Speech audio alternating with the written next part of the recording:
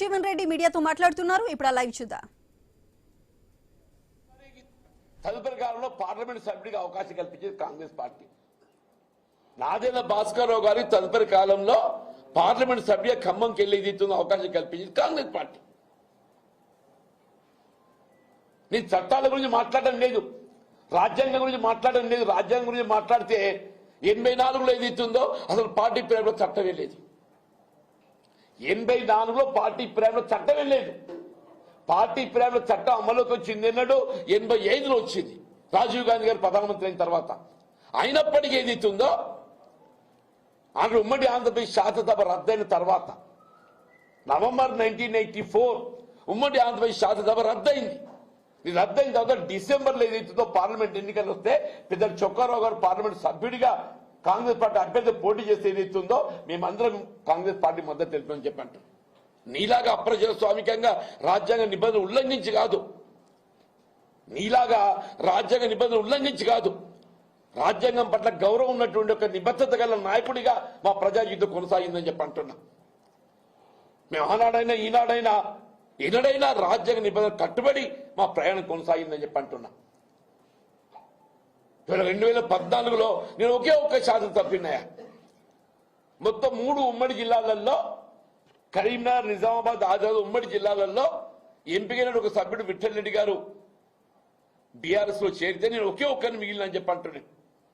2019లో శాసన మండలి సభ్యుడికి ఎంపికైనాడు ఏదైతుందో అసలు పార్టీ ప్రేమ చట్టమే అడ్డం కాదు, నేను ఏకైక సభ్యుని కాబట్టి. అయినా కానీ ఒక నిబద్ధత గల నాయకుడిగా నేను ఎంపీ కావడం తోడ్పడ్డది కాంగ్రెస్ పార్టీ కాబట్టి అని నేను శాసన మండలిలో నేను ఉంటే పోరాటం చేసింది అని చెప్పంటాను. ఇవాళ ఏదైతుందో నేను 4 దశాబ్దాలు కాంగ్రెస్ పార్టీ బలోపేతం కోసం ప్రయత్నం చేసి పోరాటం చేస్తే ఇవాళ నేనే నా కార్యకర్త నా గురించి మాట్లాడతాడా. నేను 4 మున్సిపల్ చైర్మన్ కావడం తోడ్పడ్డా, మీరందరూ సజీవ సాక్షులు. ఇలా జగిత్యాల మున్సిపల్ 4 మున్సిపల్ చైర్మన్లు అయినా 4 మున్సిపల్ చైర్మన్ కావడానికి తోడ్పడ్డని చెప్పి అంటున్నా. ఒక 10 మంది జడ్పీటీసీలు ఎంపీపీలు అయిందని చెప్పి అంటున్నా. ఒక 100 మంది మున్సిపల్ కౌన్సిలర్స్ అయిందని చెప్పి అంటున్నా.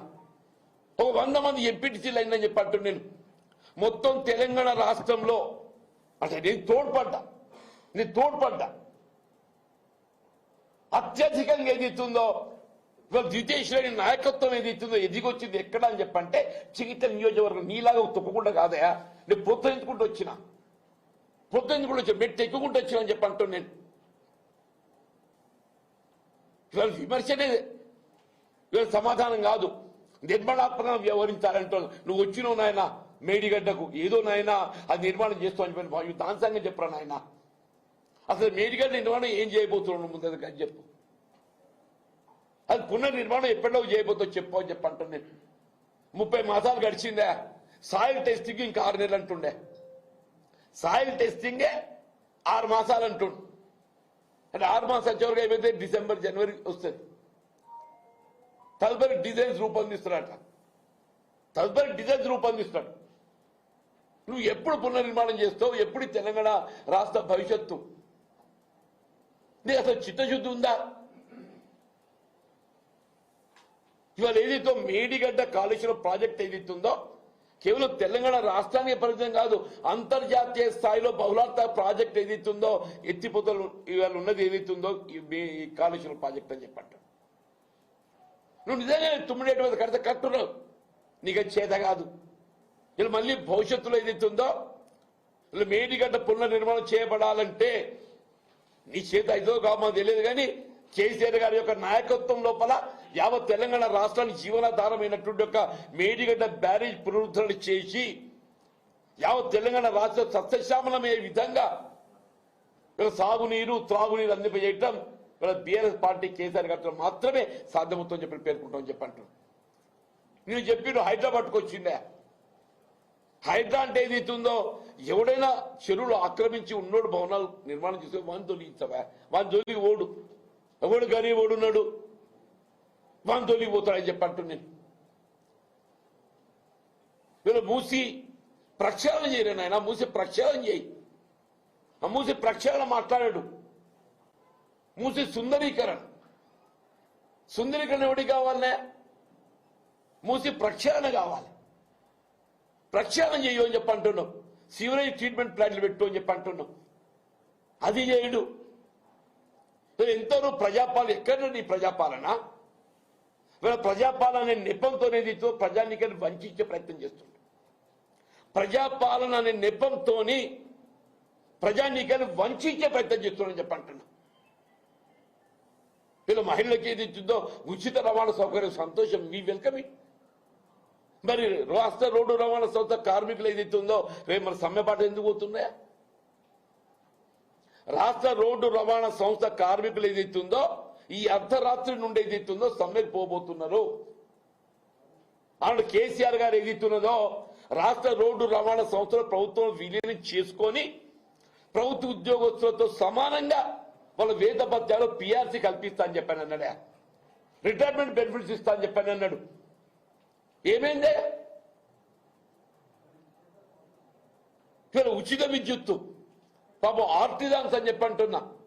అసలు ఉచిత విద్యుత్ రాష్ట్రంలో అమలవుతుందంటే క్షేత్రస్థాయిలో దాన్ని అమలు చేసేది ఎవరు? ఆర్టిజాన్స్ అని చెప్పి అంటున్నా. వాళ్ళు సమ్మెబాట పట్టిండ్రు. మన విద్యుత్ ఉత్పాదన ప్రాజెక్ట్ నిర్మాణానికి తోడ్పడుతుంది మన సింగరేణి బొగ్గుగని కార్మికులు అని చెప్పి అంటున్నాను. సింగరేణి బొగ్గుగని కార్మికులు అని చెప్పి అంటున్నాను. సింగరేణి బొగ్గుగని కార్మికులకు ఏది ఇస్తుందో వాళ్ళకు కల్పిస్తా అన్నటువంటి ఒక రిటైర్మెంట్, వాళ్ళకు కంపల్సరీ అపాయింట్మెంట్ ఏది లేదు. చివరి కాంట్రాక్ట్ అవుట్ సోర్సింగ్ ఉద్యోగస్తులు కూడా ఇది ఉంటుందో ఊడుతుందో అని చెప్పంటున్నాను. ఇలా కాంట్రాక్ట్ అవుట్ సోర్సింగ్ ఉద్యోగస్తులు కూడా అభద్రతతోని చివరి మన శాంతి భద్రతలు పర్యవేక్షించేటట్టుగా హోంగార్డ్, మన శాంతి భద్రతలు పర్యవేక్షించేటట్టుగా హోంగార్డ్స్ అని చెప్పంటారు. పాపం ఎన్నైనా ఆలోచన చేస్తున్నావు వాళ్ళ గురించి? వాళ్ళు వైద్య సదుపాయాలు కల్పించాలి, వాళ్ళ కంపల్సరీ అపాయింట్మెంట్ ఇవ్వాలి. అంగన్వాడీ ఆయాలు ఉన్నారు. ఎవరి గురించి నీ ప్రజాపాలన అంటూ నేను నీ ప్రజలుగా ఎంతవరకు ఏదో నువ్వు నీ తాబేదారు తప్ప ఎవరికైనా ఆలోచన చేస్తున్నావా? మీ ఇదంతా సహించలేక ఏదైతుందో నేను కాంగ్రెస్ పార్టీ ఒక క్రమశిక్షణ కార్యకర్తగా నేను ఆశించిన ప్రభుత్వం వేరు, నేను ఆశించిన ప్రభుత్వం వేరంటూ నేను కాంగ్రెస్ పార్టీ అధిష్టాన ఆలోచన విధానం రాహుల్ గాంధీ గారు ఏదైతుందో రాజ్యాంగం చేతబుని జై బాబు జై భీమ్ జై సంవిధాన్ నినాదం ఇచ్చిందా? ఏమైందే జై బాబు జై భీమ్ జై సంవిధాన్?